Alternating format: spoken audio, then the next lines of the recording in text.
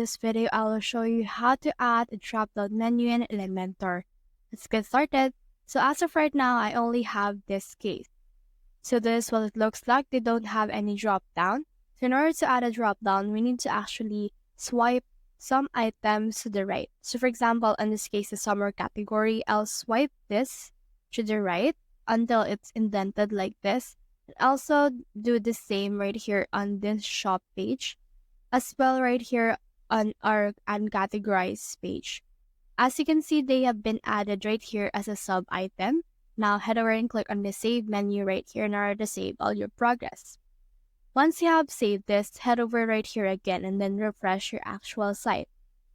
Now as you can see right here, we have now the summer category, and when we hover to this one, we have this drop down menu.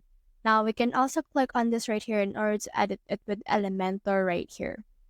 So here's our Elementor site. Now what you can do is you can click on this header right here, or you can also click on this category. And then from in there, you should be able to see some few more settings that can help you with this case.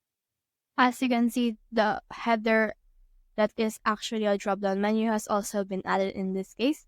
Now we can also change some few more things such as the font and all of this as well using the widgets that they provide. That's the whole process. If you have found this video helpful, simply leave a like, or subscribe because it helps me reach more people. See you soon.